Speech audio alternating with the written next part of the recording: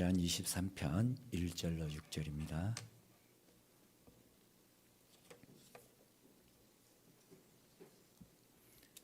대독해 드리겠습니다. 여호와는 나의 목자시니 내게 부족함이 없으리로다. 그가 나를 푸른 풀밭에 누이시며 쉴 만한 물가로 인도하시는도다. 내 영혼을 소생시키시고 자기 이름을 위하여 의의 길로 인도하시는도다.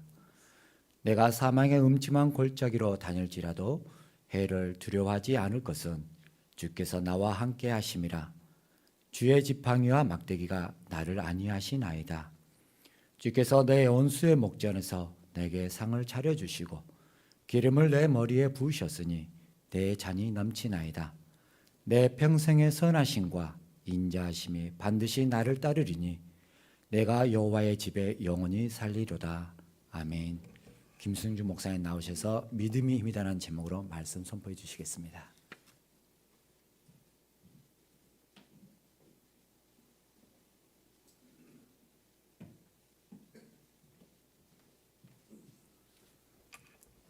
괜찮아?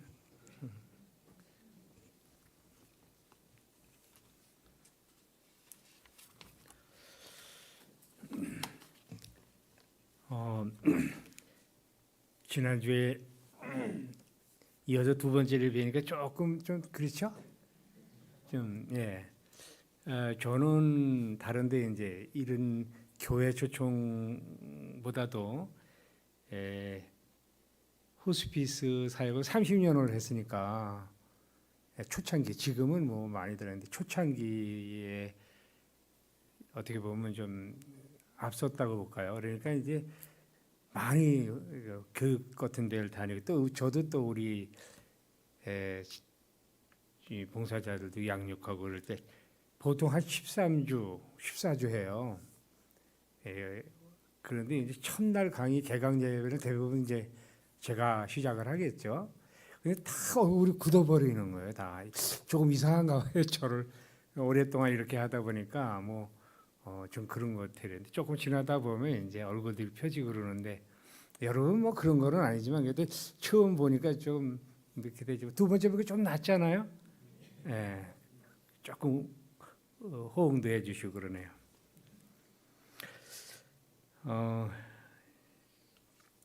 저는 신앙생활을 35살에 제 개인적으로 얘기하면 뒤집어진 거예요.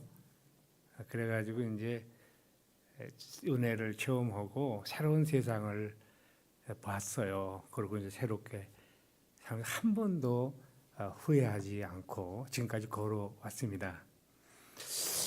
저희 장모님이 집사님이셨는데 그분이 매일 9시만 되면 김서방을 위해서 기도를 해주신 거예요. 김서방이 좀 돌아오게 해달라 그러는데 제가 신앙생활을 하게 됐다니까 너무 좋아하시는 거예요. 가만히 지금 100세는 넘으셨겠죠. 지금 살아계시면. 근데 살아계시면 지금 얼마나 좋아하실까. 그렇게 살다가 또 이렇게 사는 것도 보셨으니까. 제가 예수를 믿게 됐어요. 그랬더니 자네 이거 꼭 외워라 그러더라고요. 그래서 뭐예요? 그랬더니 시편 23편을 외우라 그러시더라고요. 그래서 내가 뭐 순종하는 마음으로 해서 이제 외운 건데 살면서 이렇게 좋은 안 좋은 성경이 어디 있겠습니까만은 특히 그냥 가슴에 많이 닿고 일상 생활에서 막 적용이 많이 되고 그러는 말씀이고 그래요. 그것이 바로 이 시편 23편 1절부터 6절입니다. 방송이나 이런 데 뉴스 들어보면 그냥 선거철을 앞두고 아주 그냥 난리들이죠. 근데 가만히 얘기를 들어보면 전부 다 자기가 충신이라는 거잖아요. 내가 충신이다. 나라를 위해서 내가 충성할 거고 충신이다. 그런데 뭐 그런 마음은 다 가지고 있지만 그분들이 어떤 그 위치에 딱 올라서서 보여주시는 그런 결과는 기대한 거지만 못할 때가 많고 실망할 때가 많이 있습니다. 진짜 충신이 누구냐? 나라가 어려울 때 아는 거죠. 나라가 어려울 때 나라를 지키고 백성을 지키고 자기 몸 하나 던질 수도 있는 사람, 이런 사람이 사실 귀에서 그렇지 원론적으로 얘기하면 충신이죠. 누가 현모양처냐? 건강하고 돈 잘 벌고 애들 편안하고 뭐 집안이 편안하고 그거 갖고는 모르겠죠. 남편이 실직하고 병들고 이렇게 되고 말 권고활동을 탁 시키고 엄마로서 아내로서 지켜주는 사람을 현모양처라고 그럽니다. 친구도 그렇습니다. 잘 나갈 때 골프채 들고 다니면서 뭐 이렇게 하는 때는 물론 친구죠. 세상이니까. 근데 진짜 친구는 위기를 어려움을 당할 때 전화 한마디라도 따뜻하게 해주고 뭐 지나갈 때 안양으로 지나갈 때 금포 3번으로 지나갈 때 혹시 저거면 전화 줘라. 식사 한번 하자. 이렇게 말해줄 수 있는 게 친구 아니겠습니까? 저도 이 나이에 먹도록 많이 어려움들이 있는데 어려움을 딱 하면 대개 이제 어려움이 돈 때문에 제가 건축 비공에 있는 요양원을 건축하면서 무슨 문제 때문에 어려움을 딱 참 돈 생각을 안 하고 사는 사람인데 참 이건 내가 여기까지 오는 게 아닌데 왔나 생각을 많이 했는데 사람이 어려움을 당하면 가지고 있던 돈도 다 감춰요. 근데 그때 목사님 저 1억 있어요 이러더라고요. 봉사자가 그랬더니 저 땅 파는 게 있거든요. 드리진 못해도 빌려줄 수 있어요. 눈물이 그냥 확 나더라고요. 그런 분도 만나 그랬어요. 그러니까 그런 우정이나 이럴 때 이런 것도 골프채 들고 다니고서 그를 마음이라도 같이 해줄 수 있는 사람이 우정. 마찬가지로 믿음도 마찬가지입니다. 우리가 평상시에 막 일상생활 가지고 가끔 믿음을 알 수도 있지만 다 알 수 없어요. 언제 믿음을 알 수, 믿음 같은 믿음을 알 수 있나? 사망의 음침한 골짜기에 떨어져 봐야 돼요. 오늘 시편 23편을 그 장모님이 하고 많은 성경 구절을 중에서 이거 자네 꼭 외우게. 그게 또 제가 좀 어떻게 사는 걸 잘 아시니까 요한일서 1장 9절도 꼭 외라 그러고 이렇게 하셨는데 그렇구나. 내가 사망의 음침한 골짜기에서도 믿음을 지킬 수 있을 때가 진짜 신앙이다 이겁니다. 다윗은 우리 모두가 부러워하는 성군입니다. 아주 영명스러운 사람이고 또 아름다운 예술가고 또 소신이 있는 정치인이에요. 그 왜 이런 말씀드리냐면 사울이 죽으니까 비켜 이렇게 나가질 않고 사람들이 추대를 받아서 거지에 올라가는 멋진 사람이죠.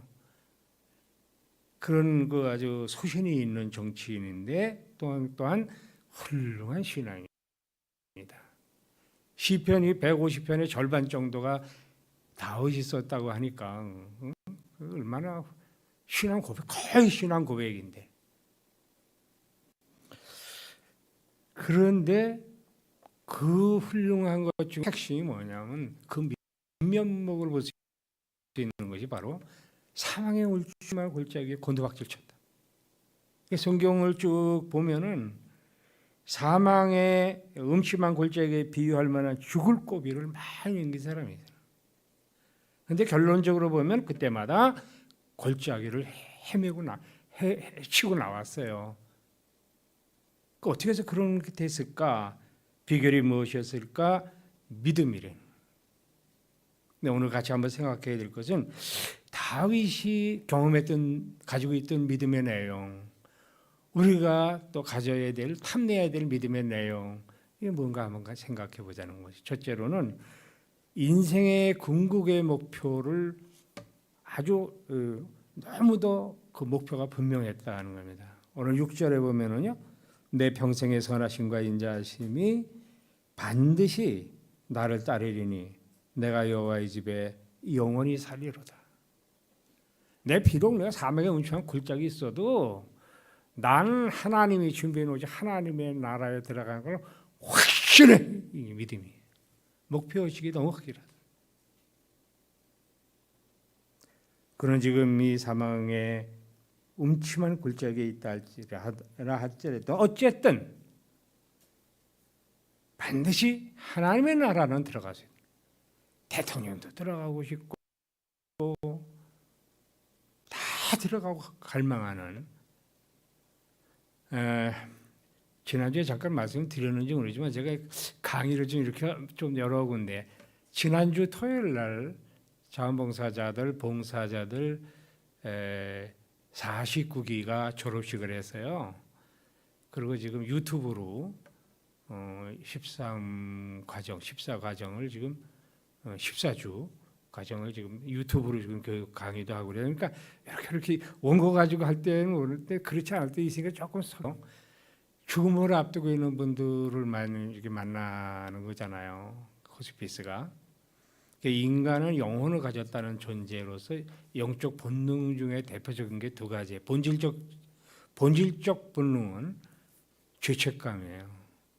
그러니까 누가 아주 많이 생각하고 사변의 어떤 결과로 신앙을 가졌다는 건 조금 위험하죠.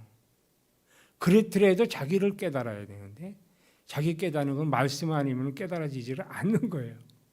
자기 의의가 있기 때문에 인간은. 성경은 우리를 예수님이 오신 이유도 다 우리 죄 때문에 이걸 깨닫는 거죠. 그걸 가지고 있어요. 깨달나마나 가지고 있다고. 그거 하는 것도 하나는 영속에 대한 본능, 영원히 살고 싶어. 그런 어떤 본능을 가지고 있다는. 대통령도 마찬가지고 장관도 다 마찬가지라는 거예요. 저는 안양에서 둘째 가라면 서러운 분의 마지막 가시는 과정도 같이 있어요. 돈으로 어마어마하게 훌륭한 일을 많이 하시고 그렇게 하셨더라고요. 근데 그분을 평상시에 저도 이제 안양에서 이렇게 사니까 들었어요. 그분 전함을. 조금 독특해요. 여기서 이름은 안 밝히겠어요. 근데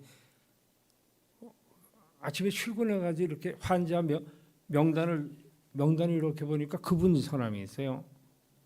그래서 얼굴은 안 봤으니까 가가지고 환우분하고 딸들이 있는 데서 이분이 그분이시냐고 그러니까 네 그러더라고요. 다 마찬가지예요. 그 누구든지 가지고 있는 거기에 희망뿐만 아니라 확신을 했다. 환자분들한테 세례를 한 370명을 줬거든요. 근데 세례를 줬는데 어떤 게 목사님, 저기 저 301호의 아무개 아저씨가 천국 가고 싶대요. 세례를 줘야 되겠어요. 그랬다. 아니, 가고 싶은 것 갖고는 안 줘. 가고 싶은 것 갖고 세례를 가고 싶지 않은 사람이 어디 있어? 그걸 확신해야 되는데 그 길은 예수 그리스도밖에 없는 거기 때문에 예수 그리스도를 통해서만 가능하다는 사실을 우리가 잘 전하고 그가 수용하고 그런 그런 생각을 가지고 천국에 대한 확신을 가질 때 결혼을 사랑하지만 결혼 사랑하지 않는데 결혼하나요? 결혼식 안 하죠. 거기에다 확신을 가지는 사람이 세례를 받는 거예요. 결혼식처럼. 그런데 천국 가고 싶대 한다고 세례 주나요? 안 되죠. 그 영성적 본능 때문에 여기 있는 사람 누구나 한번 시장 가서 물어봐도 다 천국 가고 싶은 마음은 다 있어요. 근데 다윗이 다른 게 뭐냐면 확신했다. 다시 한번 잘 보세요. 내 평생의 선하심과 인자하심이 반드시 옛날에는 정령이라고 그랬죠. 나를 따르리니 내가 여호와의 집에 영원히 거리라. 얼마나 확고부터. 자전거를 배울 때 남자분들은 대부분 여자분들 자전거 타시는 분들이 계시잖아요. 근데 자전거를 타실 때 앞에만 보고 막 이러면 자전거 못 배우죠. 쓰러질 때 쓰러질 망정 저기 내가 지금 목표에 있는 데를 봐야 균형을 잡고 자전거를 배우는 것처럼 인생살이가 어차피 굴곡이 있고 산전수전 지금은 공중전까지 치르면서 사는데 이 극복할 수 이거 나중에 다윗처럼 이렇게 얘기할 수 고백할 수 있는 그런 비결은 인생 전체의 목표 의식을 분명히 해야 된다. 성경을 아주 구절구절에 다 소중하잖아요. 근데 그것을 하나하나 소중하지만 그것만 보면 조금 위험할 수도 있어요. 이단이 그래서 나오는 거니까 숲으로도 봐야 된다. 여러 말씀이지만 이게 성경 전체가 주시는 말씀이 뭔가에 대해서 그런 각도에서 이 성경을 봐야 큰 오류가 없다는 거예요. 우리 인생도 하루하루가 너무너무 소중하지만 그러나 거기에만 너무 우리가 매달리면은 멀리 못 보는 거죠. 그러다 갈 수도 있겠죠, 천국을. 그러나 그렇게 안 될 가능성도 있다. 가끔은 전 수색중대 김신조가 넘어올 때 수색중대에서 매복을 쓰면서 무장공비들을 잡고 그랬어요. 키가 조그마니까 이해가 안 가시나요? 얼마나 김신조가 1, 2, 4 군대인데 여기 와가는데 옆으로 뛰어다녀요. 아이고 참 무서워. 그래도 훈련 받은 거. 이 배낭을 메고 계곡을 옆으로 사슴처럼 노루처럼 뛰는 거예요. 얼마나 뛰는지. 근데 우리는 그렇게 훈련을 못 받았는데 그 훈련을 시키니까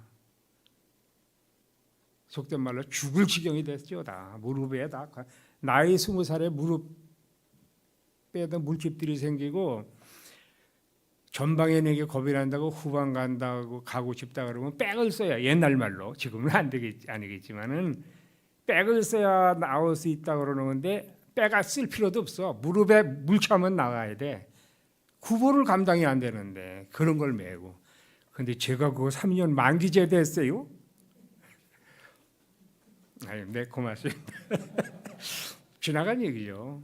50 몇 년 친구들. 지금 그때 있던 친구들이 지금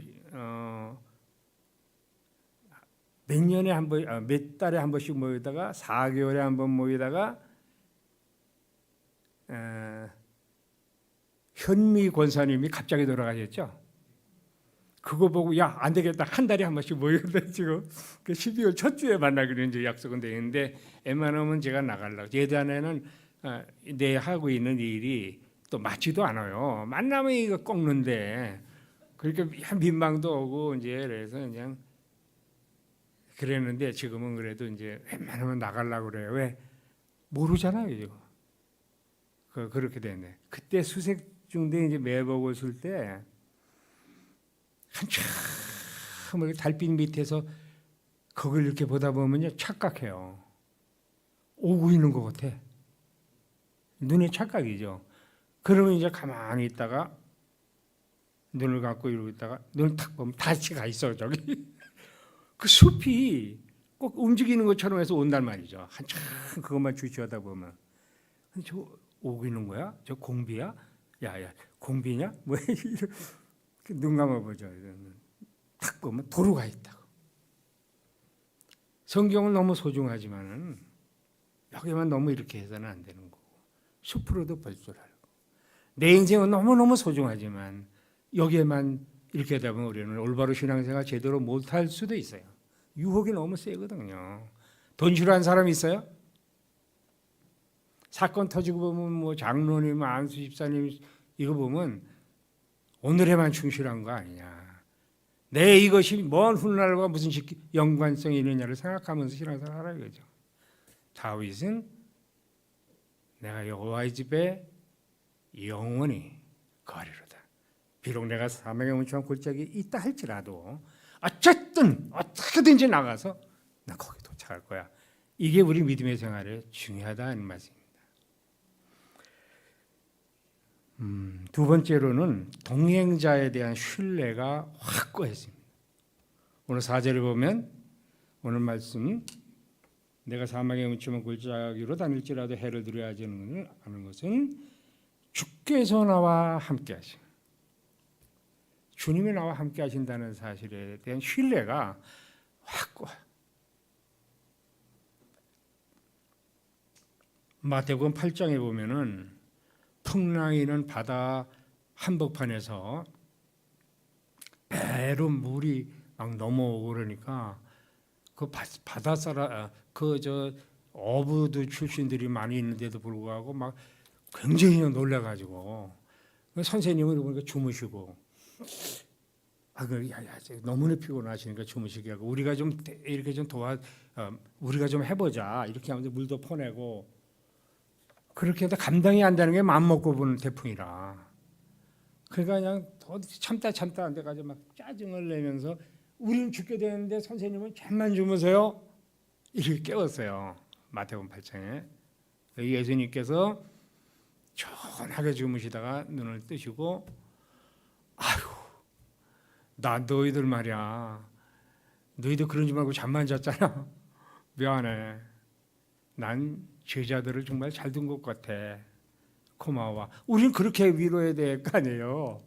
선생님이면 놀랍게 어째 이렇게 무서워해 이 믿음 없는 자들아 우리 책망을 하셨습니다.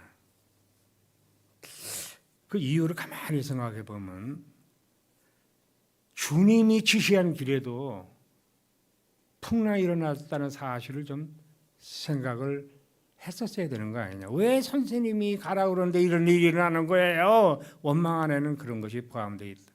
나 예수 믿고 잘 모든 게 다 잘 될 줄 알았는데 이게 뭐예요? 똑같은 거예요. 두 번째로는 풍랑이 인다 그러잖아요. 내가 있는데 설마 배 뒤집히겠냐? 그런 생각 좀 안 해봤어? 이거죠. 배만 뒤집히지 않으면 천국 거기 도착할 거 아니야. 그런 생각 안 해봤어? 이런 말씀. 어찌하여 무서워 하느냐 이 믿음이 적은 자들아. 그 믿음의 성격은 주님이 가라고 하는데도 풍랑이 일어날 수 있다는 것을 아는 것. 하지만 주님이 함께 하시는 한 배는 뒤집히지 않는다는 것. 배만 뒤집히지 않으면 어떻게 됐든 까지 간다는 거. 그건 모르겠어? 그런 말씀입니다. 다윗은 그 사막의 음침한 골짜기 속에서도 해를 두려워하지 않는 것은 주께서 나와 함께 하시겠다. 세 번째로는 과거 은혜를 결코 잊지 않았습니다. 지금 함께 하시는 주님은 오늘날 뚝 떨어지신 분이 아니고 지금까지 건재하도록 이 기간 동안 함께해 주신 주님이라는 사실을 안 잊어버리겠어요. 과거의 은혜를 안 잊어버려요. 과거에 어떤 일을 하셨 주님은 어떤 분이셨습니까? 1절에 보면 2절에 보면 그가 나를 푸른 풀밭에 넣으시고 쉴만한 물가로 인도하셨다. 알아서 먹이고 입히고 재우고 하셨다는 거예요. 그분이 계셔서 여기 오고 내 옆에 계신 분이 그런 분이라는 거예요. 그러니까 믿을 수밖에.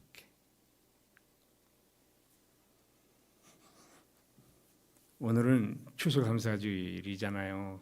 좀 우리 목사님께서 또 형편이 이렇게 되셔서 떠나셔서 마음이 참 그러실 거예요, 그죠? 추수감사주일에 같이 하고 싶은데 또 이 상황이 이렇게 됐으니까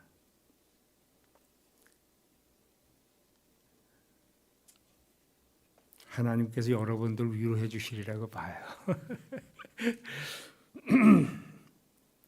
여러분 그 샘병원의 박상원 원장님 잘 아시죠? 세 분만 아시는 거예요. 그분은 한국이 자랑하는 한국 교계가 자랑하는 정말 훌륭한 분이에요. 샘병원이 이제 폭발적으로 성장하는데 기여도 했고요. 그건 샘병원 지금 얘기고 전 메트로 병원 중심으로 일을 했던 데니까 뭐라 그럴까 이렇게 좀 서로 선의의 경쟁 관계였었다고 봐야 되는데 저희가 사역의 성격을 메트로 병원에만 국한되지 않고 그 호흡 사역으로 바꿨어요. 나와서 봉사단체 전체를 적어도 안양권 전체를 수도권을 포괄하는, 그래서 여기서 샘도 가고 남천도 보내고 메트로도 보내고 지샘, 샘병원 이렇게 해서 그렇게 체제를 바꾸면서 박상은 원장님을 저희 지도위원으로 모셨어요. 그분은 병원장으로도 뿐만 아니라 합동 신학교 우리 목사님하고 신학교 생명윤리 그 교수로 계셨고 또 선교 전문가죠. 이때 전화하면 저 지금 미국에 있어요. 지금 여기 뭐 방글라데시예요. 계속 그리고 이렇게 병원에 가서 보니까 그 신장내과인데 신장내과 담당자들은 몇 분 계시더라고요. 왜냐하면 본인이 선교하러 이렇게 많이 다니시니까 병원을 지키는 것 때문에 그랬던 것 같아요. 근데 그분이 얼마 전에 한 20일 전쯤인가 돌아가셨어요. 돌아가셨는데 그리고 또 국가에서 대통령 직속으로 생명윤리심의위원회 위원장을 하셨어요. 그러니까 국가기관의 장으로. 그러니까 주님의 영광 올려드리는 걸로 많이 헌신하시던 분인데 그분이 한 2주 전에 베트남 의료 선교로 가셔서 2시간 전까지 찬양을 하셨는데 돌아가신 거예요. 많이들 좀 그랬죠. 그리고 저희는 10월 18일 날 오셔서 자원봉사자들 교육도 해주시고 많은 걸 또 가르쳐 주시고 그러신 분인데 여러 그분 돌아가심으로 인해서 많이 충격들을 받고 보통 3일장 하잖아요. 급하면 2일장 하잖아요. 그분은 4일장 했어요. 그렇게 그분이 떠나는 걸 가슴 아파하는 분들이 많았다는 얘기겠죠. 근데 그분을 보면서 제가 생각한 게 있습니다. 저보다 10살 더 아래예요. 65세니까. 제 나이 퀴즈 안 해도 되겠죠? 네. 저는 많죠. 2살 더 있으면 80이니까.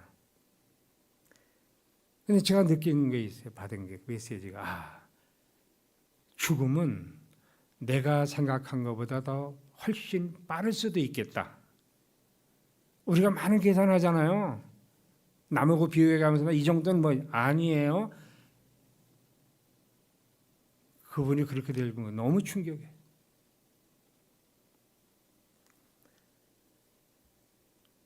다윗은 과거에 받은 은혜를 절대로 잊지 않았어요. 내가 이렇게 이만큼이라도 건지한 것, 사망의 은침한 골짜기든 뭐 어디든 간에 그래도 지금까지 건지한 거 아니냐. 그러니까 이 건지한 것이 그분의 철저한 책임 하에 그분의 보호하심 속에 인도하심 속에 여기까지 왔다는 사실을 절대 잊어버리지 않아요. 옆에 있는 게 중요한 게 아니라 옆에 있는 분이 누구냐가 중요한 거 아니에요. 여러분은 여러분의 삶을 지금 어떻게 보고 계십니까?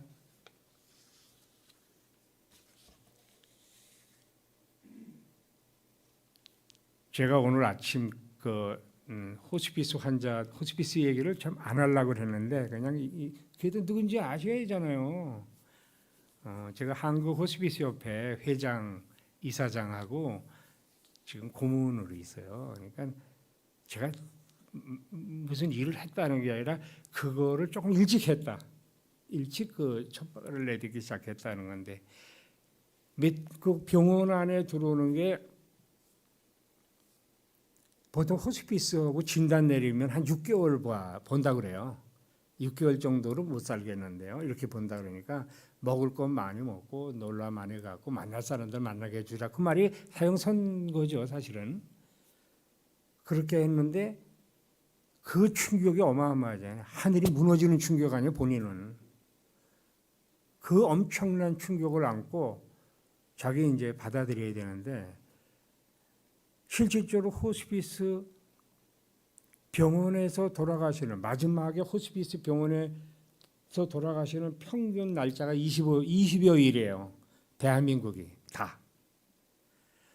그러니까 간단히 말하면 5개월 정도는 어마어마한 충격을 안고 가장 무거운 짐을 졌는데 가장 외롭게 사실상 대책도 없고 가족도 대책도 없고 본인도 준비도 아니고 가족도 준비 안 되니 죽음을 지금 맞아들이는 어마어마한 상황이 된 거예요. 그러니까 가장 돌보고 사랑해주고 이래야 되는데 그게 현실적으로는 쉽지 않은 거예요.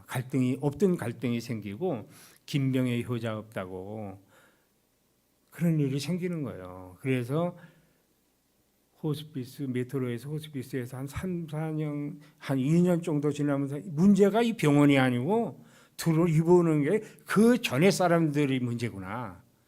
정신적으로는 완전히 공황 상태에 있는 이 사람들이 문제구나. 그래서 이것 좀 위해서 쉼터를 만들고자 하는데 여러분 어때요? 그러니까 저요 해가지고요.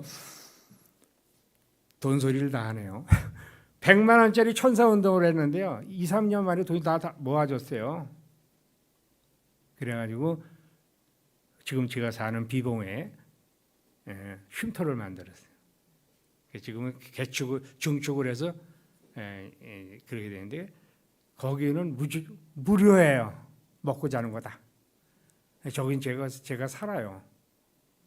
그리고 무료고 예배를 아침 저녁으로 드리고 급하니까 상황이 그렇게 하고 강의 같은 게 있을 때 말고는 제가 거기서 있는 거죠.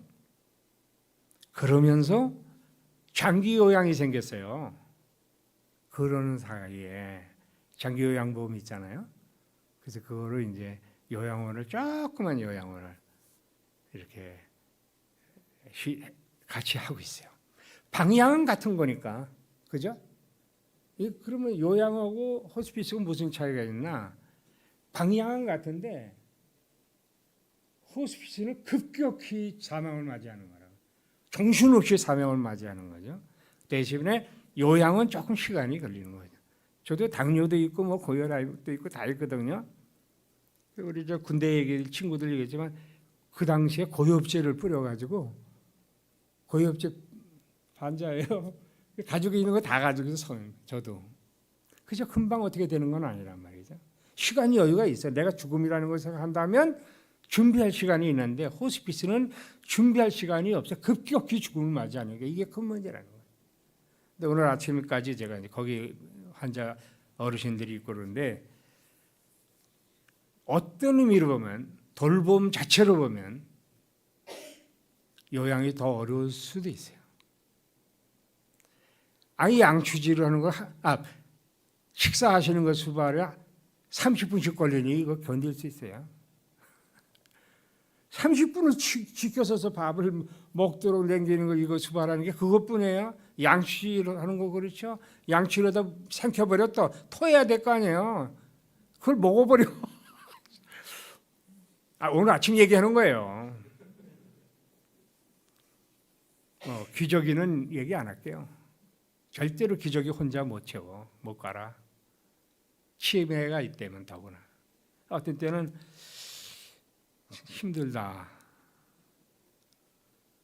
이렇게 생각하고 힘들다. 그 육체적인 거로만 따지면 호스피스보다 더 힘들어요. 치매 환자는. 네, 오늘 아침 경우도 이제 그리고 지금 막 보다 보니까 뭐 시간이 다 됐어. 날라온 거예요 지금. 지난주보다 조금 늦었죠? 그래도 감사한 게 그 미리 조치를 취해 주셔가지고 들어오는 거 후리로 들어왔어요. 아주 폼 잡고 차는 조금해도 모닝 타고 다니거든요. 근데도 휙 들어왔어요. 힘들어요. 근데 어떤 때 탁 생각하는 거야. 80살이에요 그 할머니가. 돈 많은 사람이에요. 제가 알기로. 그래도 내가 같은 나이인데 내가 이 사람을 돕는 게 얼마나 축복이냐고. 내가 누워있을 나이 아니냐고. 올 4월까지 걸어 다녔다는데 제주도 놀러 다니고. 근데 무너지니까 그냥 막 파킨스, 전신마비, 치매 상담할 때 뭐 와서 가족들이 상담하면서 화장실은 어디예요? 우리 어머니 이리 걸어가면 되네. 뭐 이래서 아기들 감당할 수 있을 줄 알았어.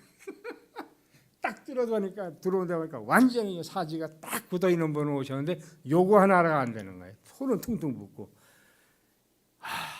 이거 힘든데 그래도 주님이 보내신 대한민국에 이만한 데가 없다고 보낸 거 아니냐. 그분은 어디 있냐면 남양주 어디에 아침마당에 인간극장에서 나온 아주 유명한 요양병원에 있다가 여기 소문 듣고 온 건데 그 생각하는 거죠.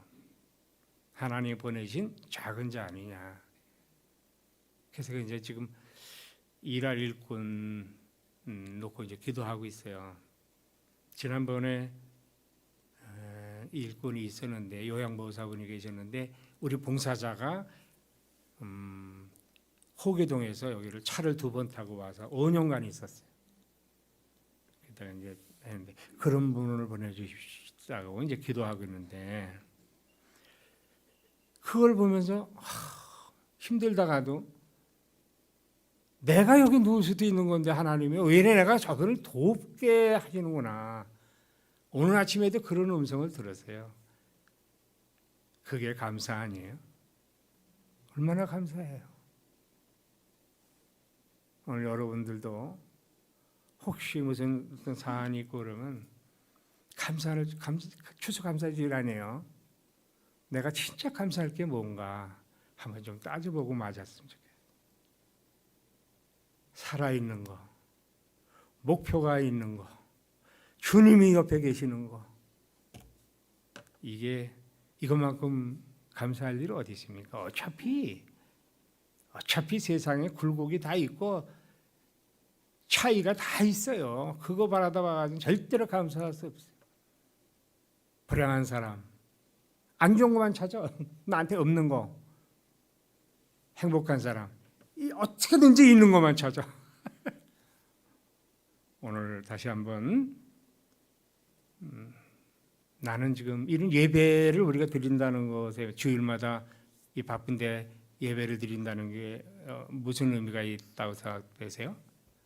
다시 한번 목표의식을 분명하는 거예요. 나의 걸어가는 것의 궁극적인 목표가 어디 있냐는 것을 예배를 드리면서 확인하는 거예요. 다시 한번. 또 옆에 계신 주님도 확인하는 거예요. 그분에 대해서 지난 날들을 돌아보면서 그렇지. 나의 나된 것이 전적인 하나님의 은혜지. 그런 것을 매 예배 때마다 고백하는 진짜 감사할 줄 아는 신앙인들이 다 되시기를 바랍니다. 기도하겠습니다.